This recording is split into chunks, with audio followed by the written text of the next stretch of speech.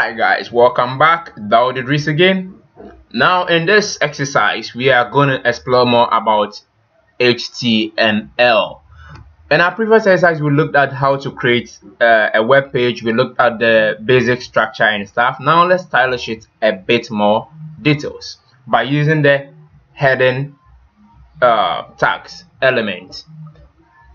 Alright, so let's go to desktop, go to Notepad again.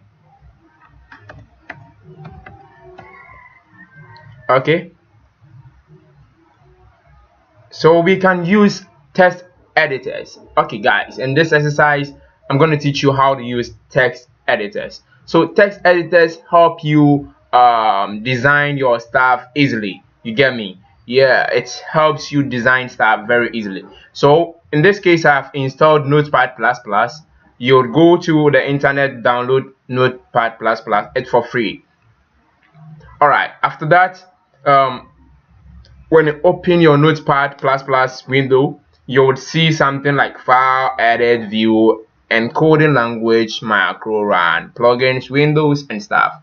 But in this case, we are not going to use much of this stuff that you see. We are just going to use files. We are going to make use of it to create web page. So let's just do it simply. Alright, so when you open the window, you go to file and then you go to save as. Alright, so you would now locate desktop. You go to that folder of yours called HTML. I don't know how you start it, and then go to the web page and then you would give it a name. So you would give it a name like header or heading, stuff like that, heading.html. Alright, and then you would save it as HTML file. So in this case you don't even have to save it .html because the save as type you have specified what HTML already. So using text editors you already have this stuff over there to help you. Alright, so after that you'll go to save and then it will be saved as a web page. Alright guys, so now let's build our basic structure again. So you can see my text editor has an autocomplete function. Now what I'm going to do is you'll go to languages and then go to H and then go to HTML. When you select HTML, now whatever you type, Notepad++ will recognize it as HTML file and then autocomplete it easily for you. Now we'll close HTML, so you see it's autocompleted for me. And then after that you will define your head. So when I say HE, you can see it is already there. Now you see how text editors help us complete our work easily. Now after that I'm going to go to the title aspect and then what are we going to give this? Header or heading. Yeah, let's use it, heading. Okay. Alright, so after that you use title. You close your title. Please just remember to be closing them. Alright, you see it's auto completed and also highlighted. That is the good news about editors. They help you autocomplete and also highlight them. Alright, so guys, after that let's go to define our body. So the body element is already there, and then you can see this editor is very shoe. Alright, so we define our body. Now we close that body. Alright, so whatever we want to include in the page, we have to define it here. Alright guys, so now let's look at heading. But before that, let me introduce you to a meta tag. Now meta tag is a void element. With this, when we open, we don't close. So you will say meta tag and you will say name and you give it the name to be author. So in this case I'm just giving definition about the author of this page. So you're going to say content and then you will say equals to Daud. So Daud is the author. In this case HTML understand this. So whenever anyone takes the work, he knows the person who did this work is what? Dawood. So this is one of the void elements that we are first explored.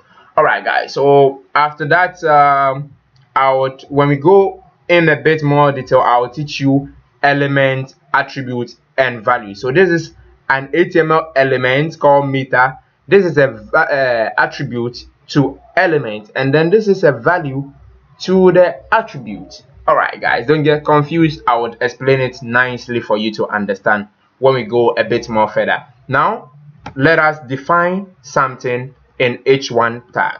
Alright, h1 to h6, if you've watched the presentational videos, then you would understand this, that h1 to h6 is the range of heading in HTML elements. Alright, so I define this to be h1, and you would see the result. So I'm gonna say I am shoe. Alright, so after that I will save my work. Now look at the sweetness of editors. What does it does to us? Now it gives us the freedom of not minimizing this and going over there to go and then click on it before it's run. We can easily go to run. When we click on run, then we select a browser that we've installed. So I have Google Chrome installed, so I will say launch in Chrome and see what happens.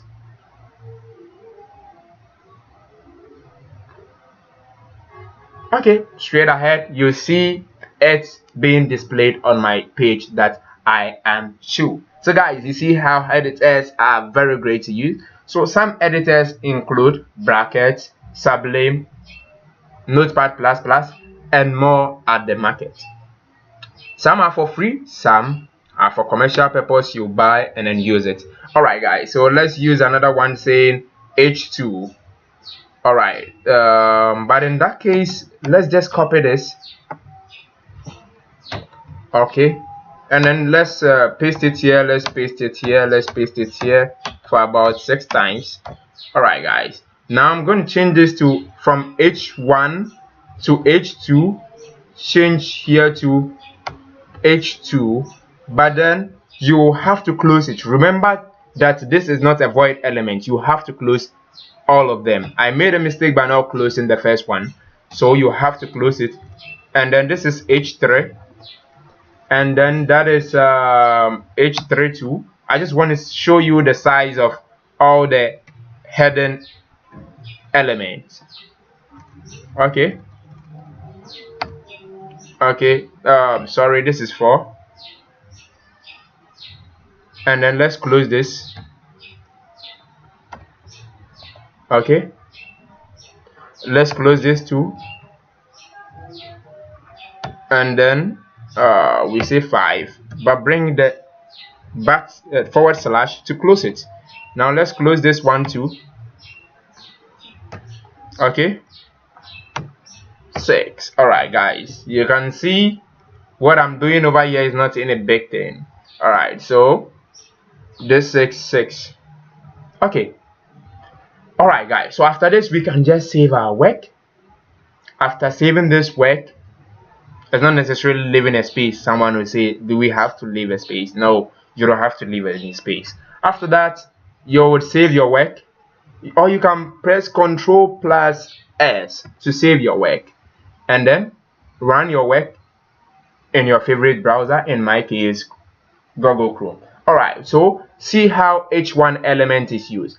I am shoe, that is the H2. The first one is the H1, the second one is the H2, followed by H3, followed by H4, followed by H5, followed by H6. So you can see how they give their sizes. So you can choose the one that is best for your content to use and then use it. Mostly when you are using this H heading element, you are supposed to take note that when you just use it anyhow in your HTML file, it becomes more or less not nice. So when you start from H1, make sure that the rest that you would be using would be coming down. So assuming I use H3 for my title, which would display it in the body. In this case, a title, just title as you know, which would display in the body. Then I have to use either H4, H5, or H6 to display it so that it will be nice. In any case, you are not restricted. You can use the H1 after using H3, but it's not going to be nice, guys. So this is a basic way of using heading.